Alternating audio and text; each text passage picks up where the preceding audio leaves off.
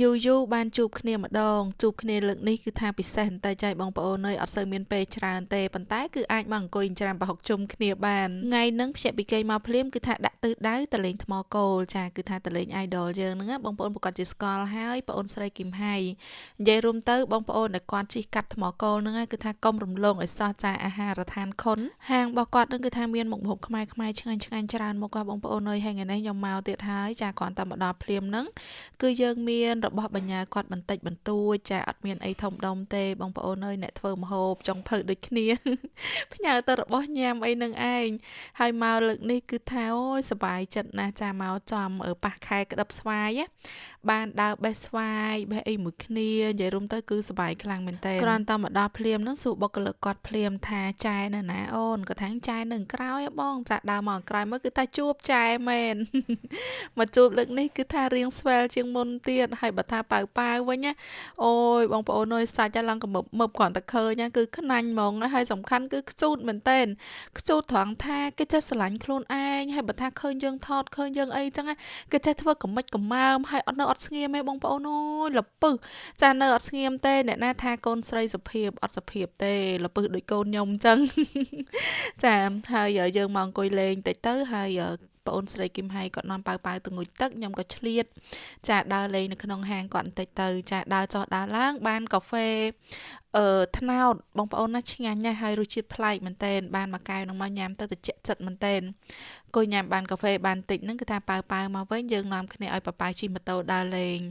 ចាជិះម៉ូតូដើរលេងញ៉ាំ3ថ្ងៃញ៉ាំ3ហើយហ្នឹងក៏យើងចាប់ផ្ដើមទៅបេះបន្លែប្លុកយកមកច្រាំប្រហុកហើយសំខាន់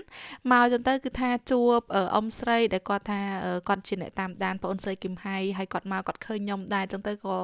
បានថតរូបថតអីលេងមួយគាត់បានបន្តិចដែរហើយក៏អរគុណដល់អ៊ំស្រីខ្លាំងមែនទែនសម្រាប់ការស្រឡាញ់រាប់អានចាគាត់គ្រាន់តែឃើញព្រៀងគាត់ថាមកលើកនេះមកបានជួបក្មួយគឹមហៃហើយបានជួបនីសាទៀតហើយអរគុណគាត់ខ្លាំងមែនទែនហ្នឹងហើយមកដល់ហ្នឹងគឺថាកំងមហូបចាចុះឡើងឥឡូវនេះគឺមហូបបានញ៉ាំហើយមហូបប្រចាំហាងរបស់គាត់គឺជាសម្លប្រហើរម្សៅពងទាចៀនត្រីប៉ាម៉ាហើយនឹងមុខម្ហូបមួយទៀតដូងណាមិនមែនដូងទេបងប្អូនមាន់ដុតចា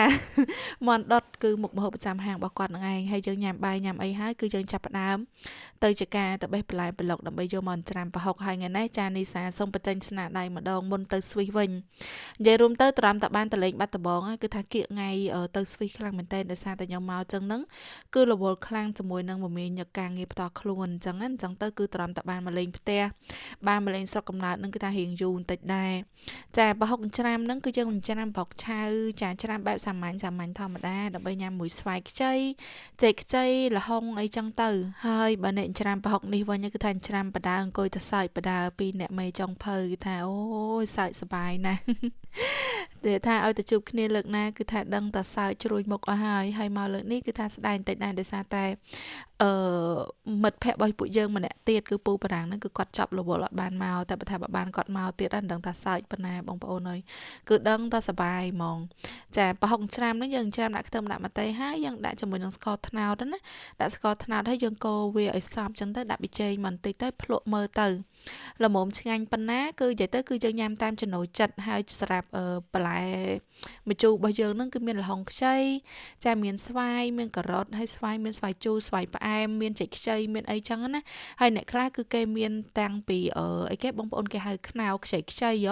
ចាក៏គេយកមកជ្រលក់ញ៉ាំជាមួយដែរតឡឹងតឹងអីហ្នឹងគឺថាដាក់មកបើខ្ញុំនិយាយត្រង់ខ្ញុំអត់ដែរហ៊ានញ៉ាំតឡឹងតឹងទេដោយសារតែល្បីថាជូរហើយខ្ញុំរៀងចាញ់ជូរអញ្ចឹងទៅអត់ដែរហ៊ានញ៉ាំទេតឡឹងតឹងអីហ្នឹងចាហើយល្ហុងនៅស្រុកយើងបងប្អូនល្ហុងរៀងស្គៀរៀងក្រហមតិចប៉ុន្តែស្រួយឆ្ងាញ់ណាចាបើថានៅស្រុកស្វីអត់មានណាមានលុយក៏មិនដឹងទៅទិញណាដែរល្ហុងរបៀបអញ្ចឹងនិយាយរួមទៅឆ្ងាញ់ណាស់ដាក់តែមួយម៉ាត់ទៅគឺជាតិហ្មងហើយមើលតែមុខគឹមហើយគាត់ភ្លក់អូយឆ្ងាញ់ហ្មងសំខាន់ម្ជូររបស់យើងហាន់ចិត្តអញ្ចឹងហើយយើងដាក់ត្រាំទឹកកកត្រជាក់ស្រួយទៀតមកហើយញ៉ាំនឹងញ៉ាំជុំគ្នា4 5នាក់បងប្អូនបានឆ្ងាញ់ចាញ៉ាំតែម្នាក់2នាក់ក៏មិនឆ្ងាញ់ដែរចាដាក់អីចឹងមកគឺថាជាតិហ្មងមើលតែមុខអ្នកញ៉ាំម្នាក់ទៅ